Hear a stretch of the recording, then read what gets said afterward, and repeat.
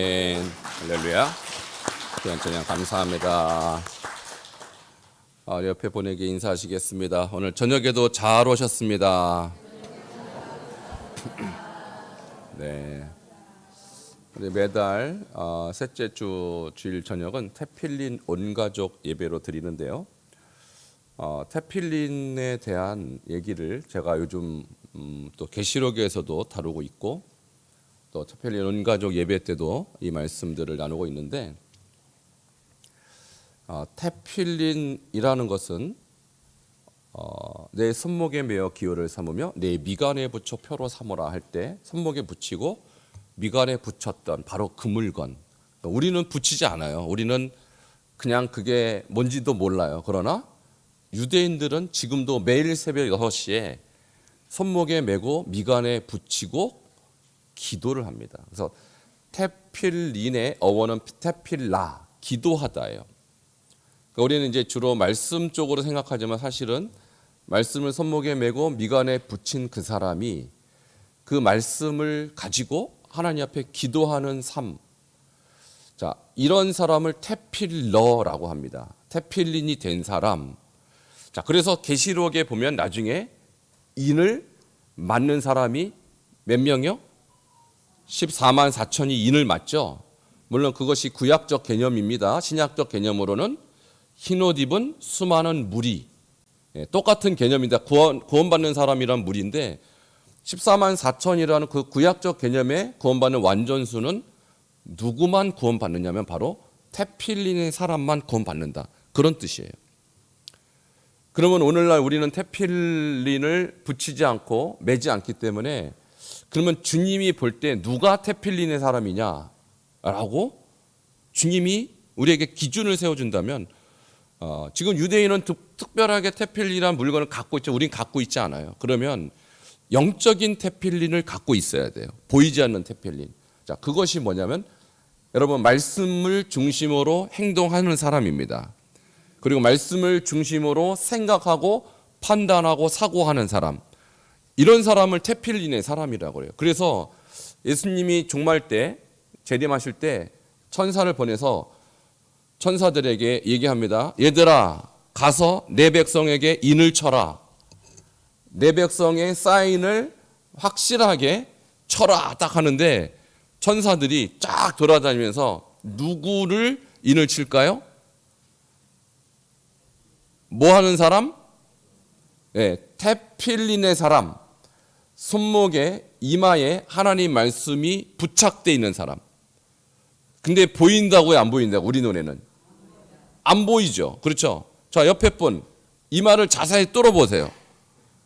자, 테필린이 보입니까? 안 보입니까? 안 보여요. 우리 눈에는 안 보여요. 그러나 주님은 아셔요. 이 사람이 테필린의 사람인지 아닌지.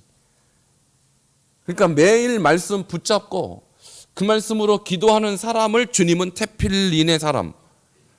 그러니까 우리가 매달 이렇게 한 번씩 하는 이유는 뭐냐면 강조하고 반복하지 않으면 우리는 잘 깨닫지 못해요. 제가 이 주제를 한 번 얘기한다고 여러분이 깨달을 리가 없어요.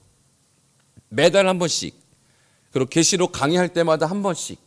그럼 계시록은 주로 우리 교회 헌신 예배 때 하니까 제가 2번 정도는 테필린에 대한 얘기를 하는 것입니다. 왜 그럴까? 여러분 지금은 말세입니다. 종말입니다.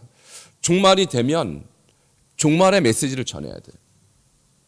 근데 종말이 됐는데 예를 들면 이런 것이죠. 우리가 기차를 타고 가다가 종착역으로 가까우면 가까울수록 자 내리실 때 내리시는 두고 가는 물건 없이 소지품 챙기시고 자 이번 역은 마지막 역입니다. 자꾸 어텐션을 주는 거예요. 주의를. 그래야 이 사람이 내릴 준비하는 거죠. 근데 내가 지금 다음 역에 내려야 되는데도 불구하고 내릴 줄을 생각도 못하고 계속 깊은 잠에 빠져 있다. 다 내렸는데 혼자 기차에 남는 거예요. 그러면 기차 창고로 들어가는 거죠. 깜깜한 이 어둠 속에 들어가는 거예요. 그러니까 지금은 종말이고 종말에 가까우면 가까울수록 종말을 대비해야 된다. 그것이 바로 여러분에게 제가 테필린 얘기를 계속하는 이유예요. 만일 종말이 뭐 1000년 만년 남았다. 너무 급하게 저런 얘기할 필요 없죠. 근데 저는 주의 종으로서 늘 기도하는 사람으로서 주님의 때가 정말로 가까웠구나라는 것을 직감합니다. 그것이 다음 주가 될지 다다음 주가 될지 저도 알 수 없지만 생각보다 그날은 가까이 왔습니다. 그러니까 여러분이 태필리라는 얘기를 들으면 계시록을 떠오르셔야 돼요. 계시록엔 태필리라는 단어가 나오지 않아요. 신명기에 나오고요. 또 출애굽기에 나와요. 그러면 이런 단어들이 등장하는 것은 구약에 나와 있지만 신약에서는 우리는 계시록에 인을 친다라는 개념으로 이해하셔야 돼요. 그리고 나는 과연 주님이 입장에서 주님의 눈으로 볼 때 인맞은 자인가에 대해서 곰곰하게 고민해 보셔야 돼요. 그 기준이 여러분의 기준이 돼서는 안 되죠. 그러니까 여러분의 느낌이 돼서는 안 되죠. 네, 성경의 기준, 성경의 분명한 기준으로 우리가 어떤 사람인지를 알아야 되는데 그것이 오늘 제가 다루고자 하는 구약의 구조를 봐도 구약의 구조에는 테필린으로 가득 차 있다. 그리고 테필린의 메시지가 구약의 흐름을 장악하고 있다. 저는 이렇게 말씀드리고 싶고요. 우리가 매달 언가정 예배 때 초청 가족을 앞에 나와서 이렇게 초대하는데 오늘은 뒷부분에 초대하도록 하겠습니다. 누가 될지 지금 궁금하실 텐데 나중엔 보시면 압니다. 자, 테필린의 사람 한 분을 제가 여러분에게 이렇게 모시도록 할 텐데요. 자, 오늘 읽은 신명 6장 4절에서 9절 쉐마 본문이라고 하는데 한두 번 들은 게 아니지만 문장 구조라는 이 관점에서 볼 때 오늘 읽은 이 본문은 모세오경의 핵심 구절이에요. 모세오경. 여러분 성경이 구약 성경이 총 몇 권인 줄 알고 계시죠? 한 권인데요. 그런 분 계셔요. 구약은 한 권인가요? 그렇죠. 그 안에 자세하게 보면 39권으로 구성이 돼 있죠. 맞아요, 틀려요? 확실하죠? 그런데 아니에요. 무슨 소린가? 우리가 읽고 있는 성경은 39권으로 돼 있지만 유대인도 성경이 있을 거 아닙니까? 그죠? 히브리 원어로 된 유대인의 성경은 24권이에요. 아니 이게 어찌 된 일인가? 다 그럴 이유가 있어요. 우리는 열왕기 상하 2권이죠. 근데 유대인들은 그냥 열왕기 1권이에요. 자, 역대 상하 우린 2권이죠. 유대인들은 나누지 않아요. 그냥 역대기 끝나요. 사무엘 상하 우린 2권이죠. 유대인의 성경은 사무엘 1권이에요.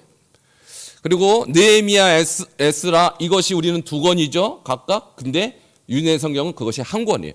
자, 이런 식으로 뭉쳐져 있어요.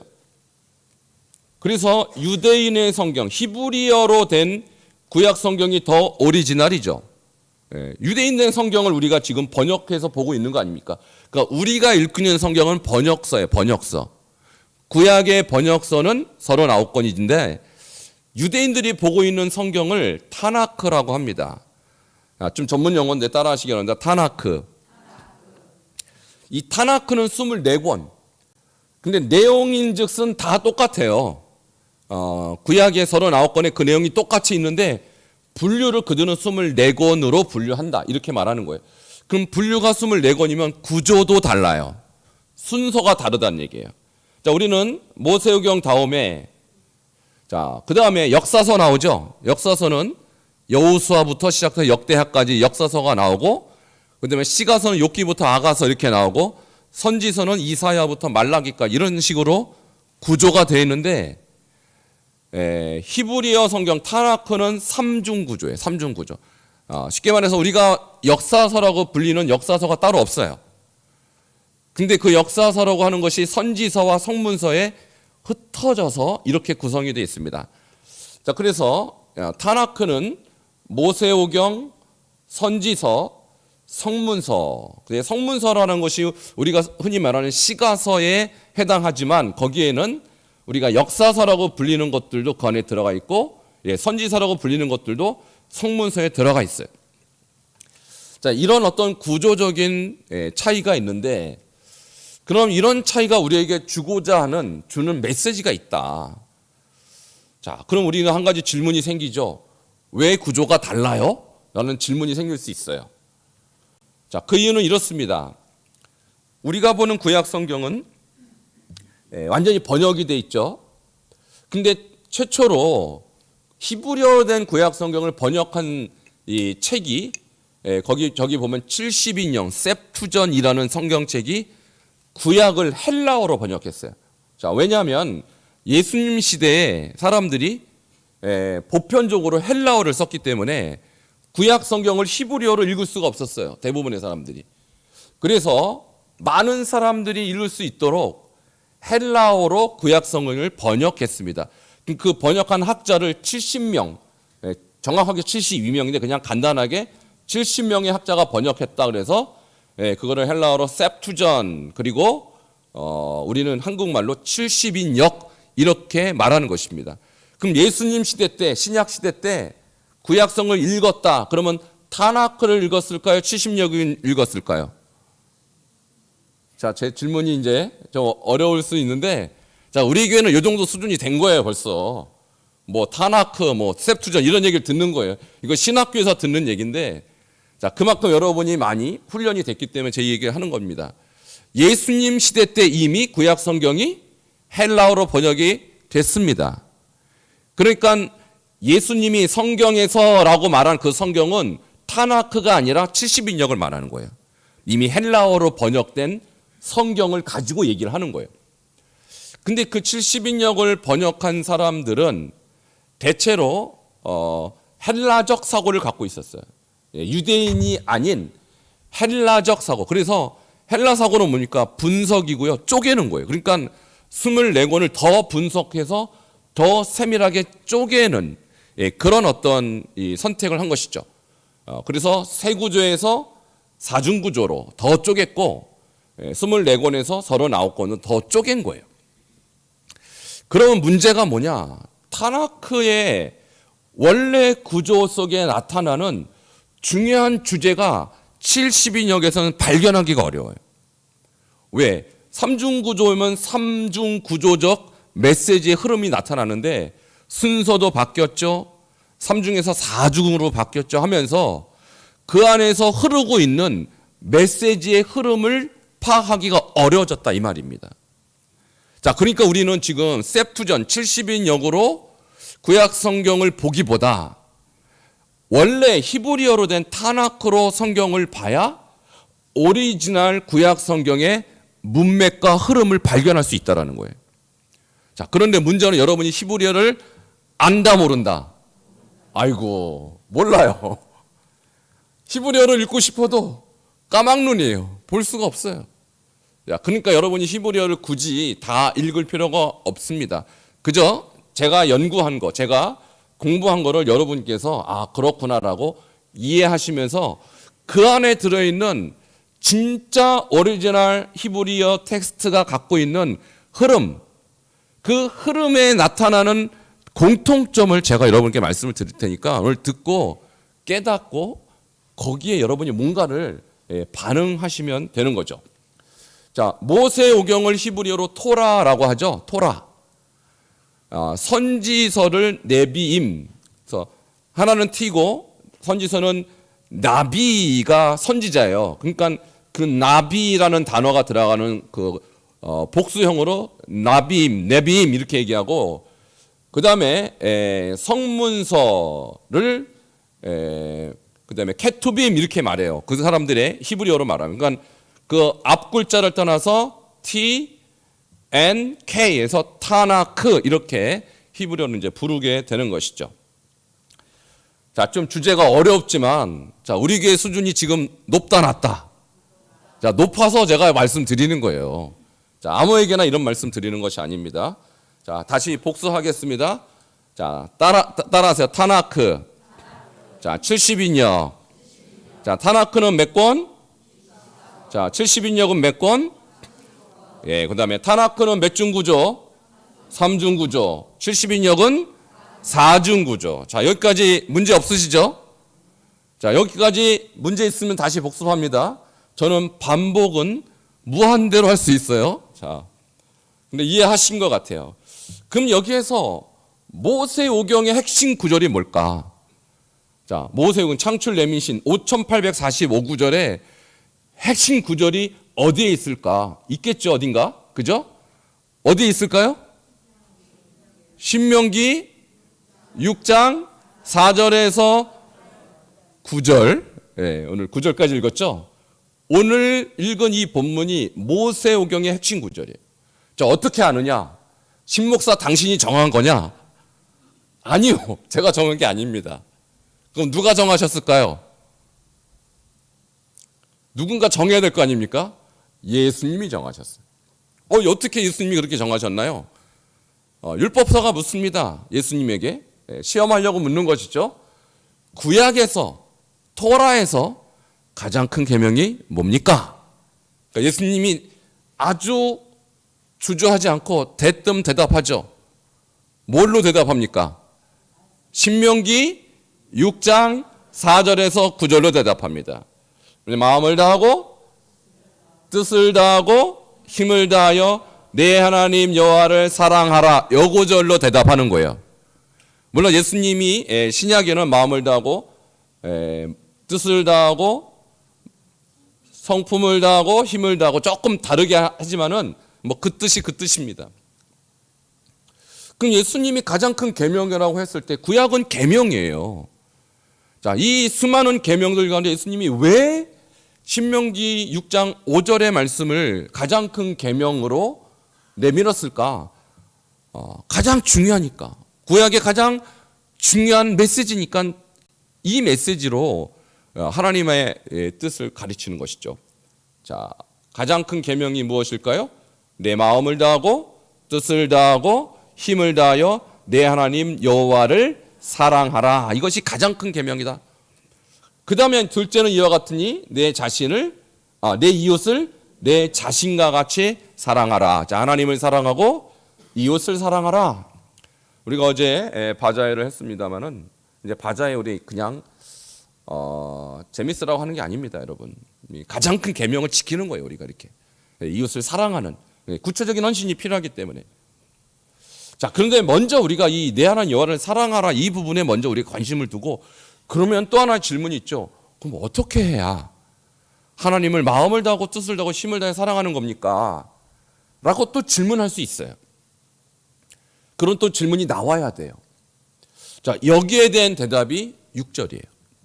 자, 하나님을 사랑하는 구체적인 방법 잘 아시겠지만 6절 다시 한번 읽겠습니다. 시작. 오늘 내가 내게 명하는 이 말씀을 너는 마음에 새기고. 자, 마음과 뜻과 힘을 다해 하나님을 사랑하는 구체적인 방법. 5절은 일반적인 선포라면 6절은 구체적인 실행이에요. 하나님을 사랑하는 방법 이렇게 하는 거야. 네가 하나님을 사랑한다면 이렇게 해라. 어떻게 하라고? 말씀을 너의 마음에 새기라. 이 말은 뭐냐면 하나님을 사랑한다는 것은 보이지 않는 하나님을 우리가 사랑한다. 추상적인 것이죠. 그러니까 6장 5절은 추상적인 하나님 사랑에 대한 말씀이라면 6절부터는 구체적인 하나님 사랑에 대한 말씀인 것이죠. 하나님을 사랑한다면 보이지 않지만 그분을 사랑하는 것은 보이는 그분의 말씀을 사랑하는 것이다. 그래서 말씀은 곧 하나님이십니다. 그래서 우리가 하나님 말씀을 대할 때 이것은 성경책이고 진리의 말씀이야 라고 생각하고 이 말씀을 읽지만 이 말씀을 여러분 하나님이라고 믿습니까? 자, 이렇게 생각하는 사람과 그렇게 생각하지 않는 사람은 하늘과 땅 차이예요. 여러분 집에 가면 웬만한 우리 성도님들 가정에는 성경이 한 식구당 한 권씩 다 꽂혀 있죠. 예, 그러면 그 성경을 여러분 볼 때 저 성경은 하나님이야 이렇게 생각하시냐 말이에요. 아니죠. 성경책은 있지만 먼지가 뽀얗게 쌓여있다. 그러면 하나님의 몸에 먼지가 뽀얗게 쌓이는 거예요. 별로 관심이 없는 것이죠, 하나님께. 그러니까 우리가 하나님 말씀을 대할 때, 읽을 때, 이 말씀이 내 귀에 들려줄 때 담임 목사의 설교라고 들으면 안 돼요, 여러분. 이 말씀이 물론 제가 잘못해서 제 인간적인 생각으로 MSG, 인공첨가물을 넣을 수도 있어요. 설교라는 게 그래요, 사실은. 근데 MSG를 제가 쳤다고 가정하지만 그거 뺄 나머지는 하나님 그 자체가 여러분에게 나가는 거예요. 제가 하나님 말씀을 선포할 때는 인간의 이야기를 하는 게 아닙니다. 여러분이 미처 깨닫지 못하고 여러분이 미처 듣지 못했던 하나님 그분이 인간을 통해서 여러분 귀에 들려지는 거예요. 그렇게 믿습니까? 그렇게 생각하는 자라야 이 말씀에 반응하는 거예요. 말씀을 듣는 사람은 많습니다. 그러나 말씀 앞에 반응한 사람은 왜 많지 않을까요? 이 말씀이 하나님이라고 믿지 않기 때문이에요. 그죠? 진리는 진리는데 좋은 말씀이긴 하지만 내 삶까지 그렇게 적용하고 싶어 하지 않은 거예요. 왜? 그러려면 내가 희생해야 되거든요. 내가 뭔가 내 삶 가운데 변화가 필요하거든요. 근데 인간의 특징은 변화를 싫어해요. 내가 살아왔던 방식을 고집하려고 그래, 인간은. 그 여러분만 그런 것이 아닙니다. 저도 그렇고 누구나 그래요. 근데 하나님이 여러분에게 현재의 모습을 깨트려라. 하나님의 말씀으로 여러분의 현재 모습 중에서 고집스러운 부분, 뭔가 아직도 깨져야 될 부분이 있다고 지적하시면요, 여러분 어떻게 하시겠습니까? 깨트려야 돼요. 근데 그것이 쉬울까요? 아닙니다. 너무너무 고통스러운 거예요. 너무너무 힘든 거예요. 자, 그것을 내가 받아들이려면 소위 말해서 자아를 깨트려야 돼요. 여러분을 감싸고 있는 그 딱딱한 자아라는 죄를 깨트려야 돼요. 그거 깨트리지 않고 무슨 변화가 일어나겠습니까? 그러니까 하나님의 말씀은 항상 여러분에게 뭘 요구하냐면 변화를 요구합니다. 자, 듣는 자는요, 듣는 자의 책임이 있는 거예요. 내가 못 들었으면 나에게 책임이 없지만 여러분 지금 듣고 계셔요. 근데 들었음에도 불구하고 이 말씀 앞에 내 자아를 온전히 깨트리는 변화가 없다. 그럼 여러분은 하나님을 거부한 것입니다. 이건 굉장히 우리에게 두려운 일입니다. 그러니까 하나님이 보인다면 그분이 직접 나타나셔서 우리에게 말씀하면 좋죠. 근데 하나님이 영이시기 때문에 보이지 않습니다. 그렇지만 그분은 자신을 성경이라는 이 한 권에 다 계시해 놓으셨어요. 그러니까 하나님을 내가 존중한다면, 내가 하나님을 의식한다면 그분의 메시지를 담궈 놓은 이 책에 우리의 마음도 가 있어야 되는 거예요. 그래서 오늘 주님께서 명령하신 이 말씀을 우리의 마음에 새기는 것이 살아계신 하나님을 사랑하는 길인 것입니다. 살아계신 하나님을 내가 존중하는 태도를 보이는 것이죠. 근데 이제 마음에 새긴다, 이 단어가 히브리어로 하야라고 합니다. 따라하시겠습니다. 하야. 우리 지난번에 4월 30일 날 소양관에서 예배 드리면서 뭐 했죠? 골든벨 했죠? 그 제가 골든벨 할 때 냈던 문제 중에 하나가 마음에 새기고의 히브리어를 써라. 그랬더니 하가라고도 많이 쓰셨어요. 아직도 헷갈리는구나. 제가 그때 알았어요. 우리 성도님들이 알 듯 모를 듯 모르고 계시는구나. 그래서 복습하는 거예요, 오늘 제가. 그럼 마음에 새기고는 하가가 아니라 하야입니다. 하야. 그 하야라는 단어는 영어로 동사로 하면 영어 배우신 분 알 거예요. 비동사예요, 비동사. 그럼 비동사라는 것은 뭐냐? 뭐뭐가 되다, 뭐뭐이다, 존재를 말하는 거예요, 존재. 자, 예를 들면 영어로 제가 한마디 가르쳐 줄게요. 자, 나는 소년이다. 영어로 어떻게 하냐면 I am a boy. 영어 잘하죠? 자, 이 I am 할 때 am이 비동사인데 나는 입니다. 존재를 말하는 거예요. 자, 저는 신재혁입니다. I am 신재혁. am은요, 존재를 말하는 거예요. 그러면 이 말씀이 너의 비동사가 되라. 이 말씀이 너의 존재가 되라. 어떻게 하라는 거예요, 도대체? 자, 이 말씀으로 나의 체질을 삼고, 이 말씀으로 나의 생활을 삼고, 이 말씀에 나의 사고로 삼어라. 존재적 변화를 말하는 것입니다. 말씀 듣고 좀 은혜 받고 좀 뭔가 감동 받아라의 수준이 아니라 말씀이 되라는 거예요. 할렐루야. 이것이 살아계신 하나님을 사랑하는 방법이라는 거예요. 그래서 유대인은요, 경전에 목숨 겁니다. 말씀에 목숨 걸어요. 그래서 13살쯤 되면 5845설 이 토라를, 모세오경을 다 암송시켜요. 그것이 말씀의 사람이 되는 길이라고 생각한 거예요. 그래서 성경에는 암송하다 이런 단어는 없습니다. 그러나 색이다, 저 하야가 가장 성경 암송에 가까운 단어예요. 여러분, 제가 쓴 논문 제목이 성경 암송이 그리스도인의 삶과 사역에 미치는 영향력이라는 제목인데, 그 제목의 핵심 단어가 하야예요. 하야. 성경 암송을 뜻하는 단어 1번 하야.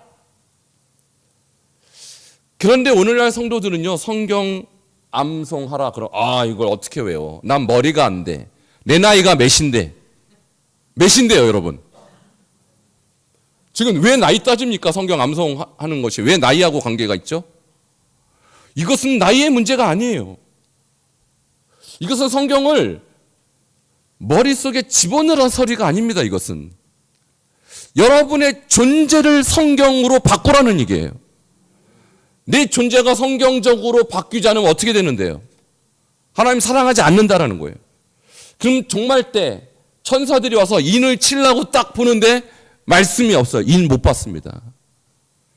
죽고 사는 문제라는 거예요. 나이가 여러분, 나이 얘기하지 마세요. 제가 아주 존경하는 장로님 한 분이 올해 80세입니다. 80세. 지난번에 한번 오셨어요. 우리 문화복 장로님. 저 만나자마자 성경 암송 시작하셨어요. 70세에 시작하셨어요. 70세. 그분은 하루에 7시간씩 암송하세요. 7시간. 70에 시작해서 지금 거의 80 되셨는데 새벽 2시에 일어납니다. 잠이 안 오시니까 잘. 그때부터 7시간씩 성경을 암송하는 거예요. 여러분, 그분요 지금 3,000절 암송합니다. 70에 시작해서. 성경 전체가 한 8,000절 되거든요. 여러분, 그런 식으로 그분 죽을 때까지만 성경 다 암송하는 분이에요, 그분. 자, 우리 교회에 아직 80이 안 되셨다. 그러면 난 머리가 어쩌고 저쩌고 나이가 그러시면 안 돼요, 여러분. 자, 이것은요, 내 머리가 좋고 안 좋고의 문제가 아니고 나의 미래에 대한 문제.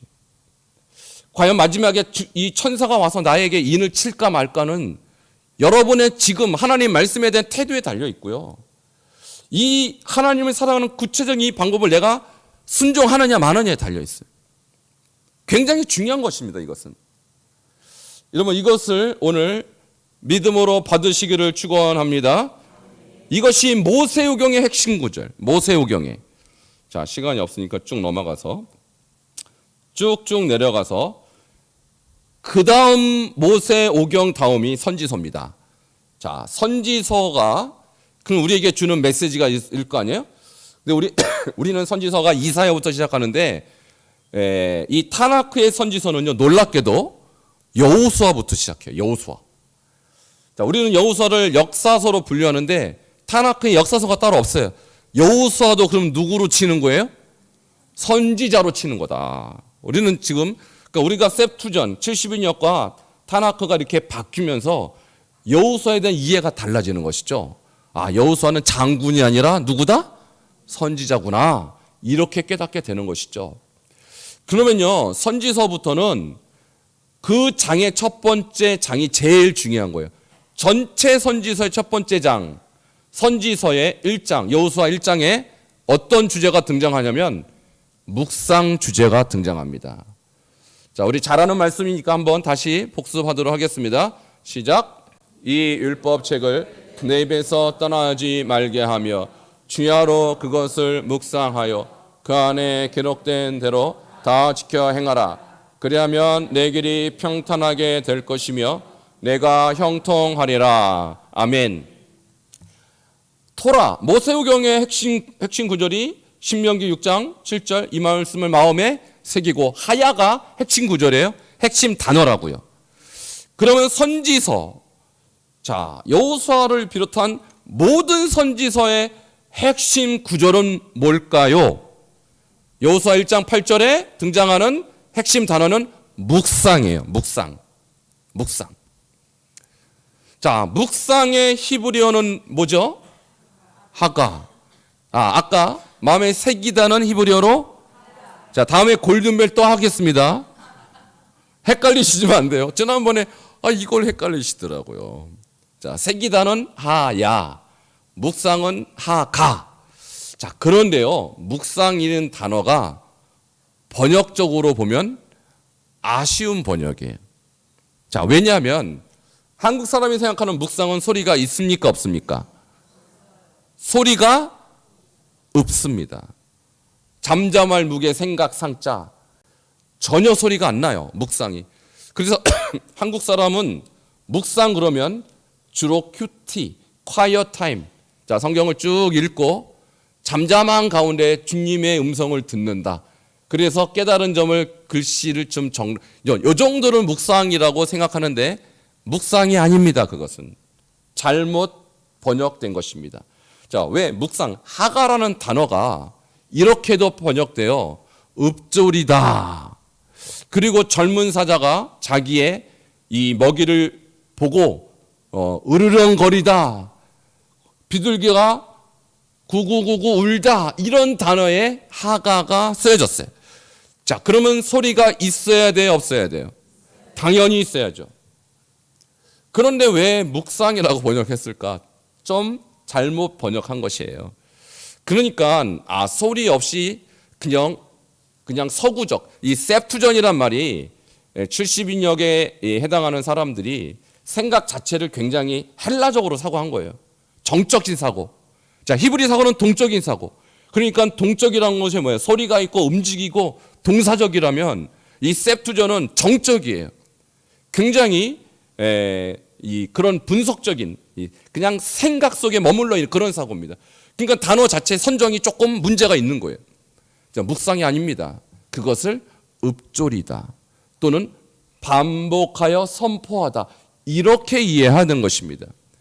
그럼 저 메시지에 지금 상황은 여러분 잘 아시죠? 여호수아가 가나안 정복해야 돼요. 그런데 정복할 때 자기에게 필요한 것은 무기이고 군사력인데 이도 저도 없어요. 어떻게 합니까? 하나님께 기도하죠. 이때 하나님의 응답이 바로 이것입니다. 이 율법책은 토라입니다. 이 하나님의 말씀을 내 입에서 떠나지 말게 하며 죄하노 그것을 뭐하라? 하가하라. 그러면 지금 전쟁터에 나가는 사람이 성경을 그때는 두루마리잖아요. 이 책도 아니고 쫙 펼쳐갖고 그것을 계속 읽고 그렇게 선포할 시간이 어디 있겠어요. 그러니까 이 말씀을 그가 암송한 상태로 계속 선포하는 것, 이것이 하가인 것이죠. 자, 그렇게 했더니 어떻게 됩니까? 그가 여호수아의 전쟁을 승리로 이끌게 된 것입니다. 할렐루야. 그러니까 영적 무기로서의 하나님 말씀. 자, 이것이 여호수아서를 비롯한 선지서의 주제인 것이죠. 마지막 성문서입니다. 자, 성문서는 우리가 흔히 시가서라고 말하는 부분인데요. 우리가 보는 시가서는 욥기부터 시작해요. 욥기. 근데 유대인의 이 타나크에는 욥기가 아닌 시편부터 시작합니다.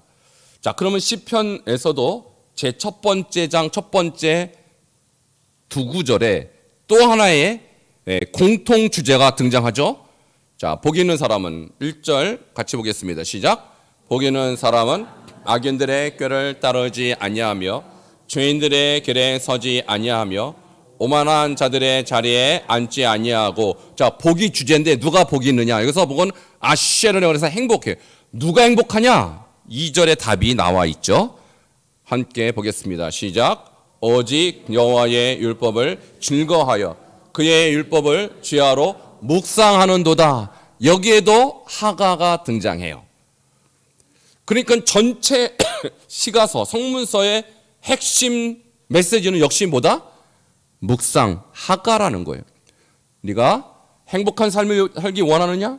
하나님이신 그의 말씀을 주야로 하가하라. 계속 읊조리고 반복함으로써 그분과 동행하라. 이것이 행복의 길이라는 거예요. 자, 그래서 성경, 우리가 읽는 성경 39권, 타나크 24권의 흐름을 보면 이렇게 정리할 수 있습니다. 마지막 한 페이지 보여주세요. 자, 구약의 그 구조를 통해서 본 구약 성경의 주제는 이렇게 세 구조 속에서 하나의 주제로 면면이 흐르고 있다. 모세오경의 주제는 말씀을 마음에 새기라, 말씀이 주제고, 두 번째 선지서의 주제는 말씀을 죄하러 묵상하라, 말씀이 주제고, 세 번째 성문서의 주제는 말씀을 죄하러 묵상하라. 그러니까 말씀 새기라, 묵상. 자, 그러면 새기라는 하야, 묵상은 하가.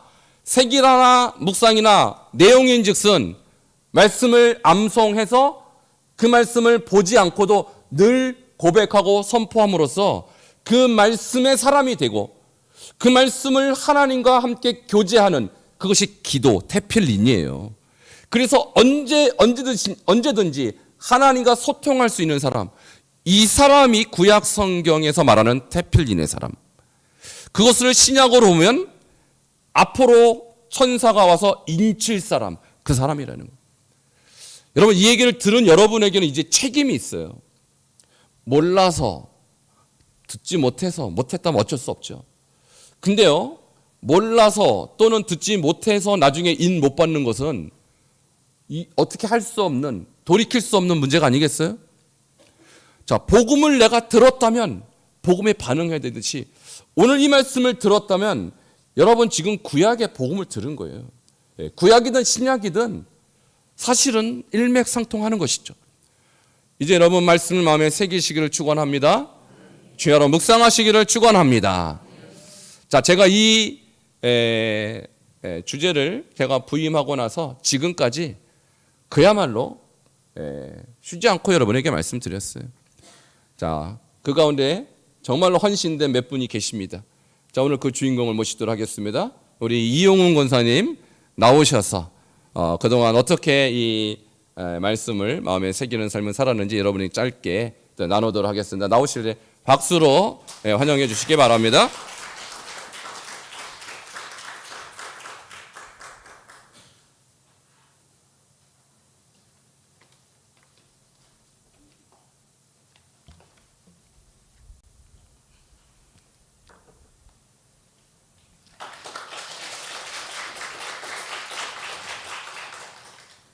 말씀 하가하면서 느끼고 깨달은 점을 간증하라고 말씀하셔서 순종하는 마음으로 섰습니다.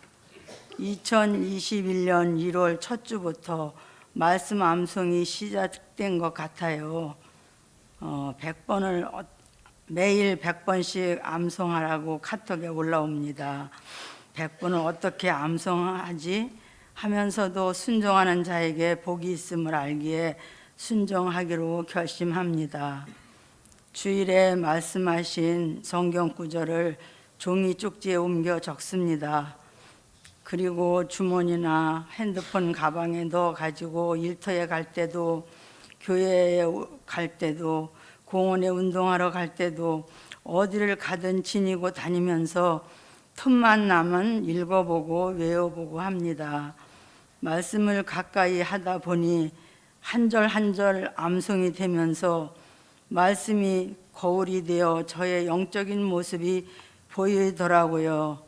요한복음 1장 1절에 태초에 말씀이 계시니라, 이 말씀이 하나님과 함께 계셨으니 이 말씀은 곧 하나님이시니라, 이런 말씀이 있듯이 말씀은 곧 하나님이시고 하나님은 거룩하시고 흠이 없으신 분임으로 말씀을 가까이 읊조리다 보니 저의 마음속에 죄성이 얼마나 가득한지, 위선이, 거짓이, 형식과 습관이 얼마나 가득한지 부끄러울 뿐입니다. 그리하여 통회하지 않을 수 없고 기도하지 않을 수 없었습니다. 디모데후서 3장 16절 17절에 모든 성경은 하나님의 감동으로 되는 것으로 교훈과 책망과 바르게 함과 의로 교육하기에 유익하니 이는 하나님의 사람으로 온전하게 하며 모든 선한 일을 행할 능력을 갖추게 하려 함이라 하신 말씀처럼, 이는 하나님의 사람으로 온전하게 하며 모든 선한 일을 행할 능력을 갖추게 하려 함이라고 말씀하신 것처럼 매일의 삶 속에서 옳고 그름을 분별하는 지혜를 주심에 감사하지 않을 수 없습니다. 죄된 것을 멀리하고 악한 것에 미혹되지 않게 하심을 또한 감사드립니다.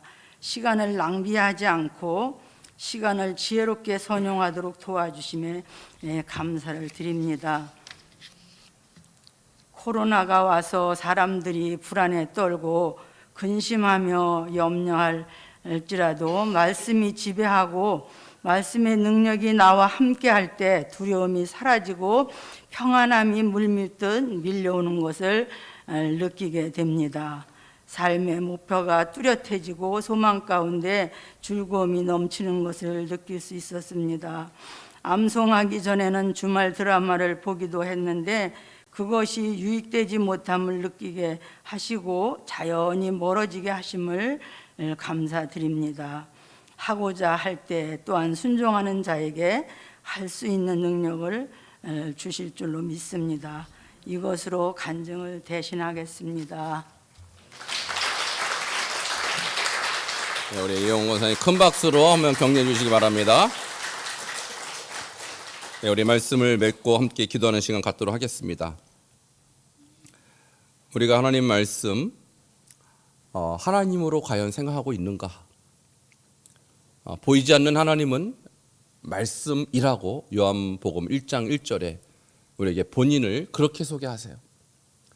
근데 만일 내가 이 하나님이신 말씀에 관심이 별로 없다, 형식적으로 이것을 내가 그저 듣고 읽는 수준에 머무르고 있고 이 말씀의 존재가 되지 못한다면, 우리는 인침을 받지 못한다는 이런 무서운 이 계시록과 연결되면 이것은 우리의 종말을 준비하는, 우리의 마지막을 준비하는 중요한 작업이에요. 이것을 정말 내가 그렇게 받아들여야 우린 그런 존재가 되는 것이죠. 오늘 이 말씀 듣고 이제 여러분의 책임이 있습니다. 이 말씀 앞에 내가 이제 말씀을 마음에 새기기로, 그리고 하기로 결심하십시오. 이미 하고 계신 분도 많이 계십니다. 그러나 아직 실천하지 못하고 여기에 헌신되지 못하는 분, 여러분의 자아를 깨트리셔야 돼요. 내가 깨지지 않고 주님의 사람 될 수 없습니다. 내 나이 탓 또는 나의 환경 탓하지 마십시오. 그것은 인칠 때 절대로 참고상이 될 수가 없어요. 하나님 앞에 내가 말씀 듣고 내가 그동안 성실하게 그렇게 하지 못하면 회개하시고 이제부터라도 구약 성경의 그 중요한 흐름을 내가 따라서 이제 종말 때 주님 앞에 인침받게 부끄러움없는 작업 오늘 함께 드려줄 수 있도록 함께 기도하도록 하겠습니다.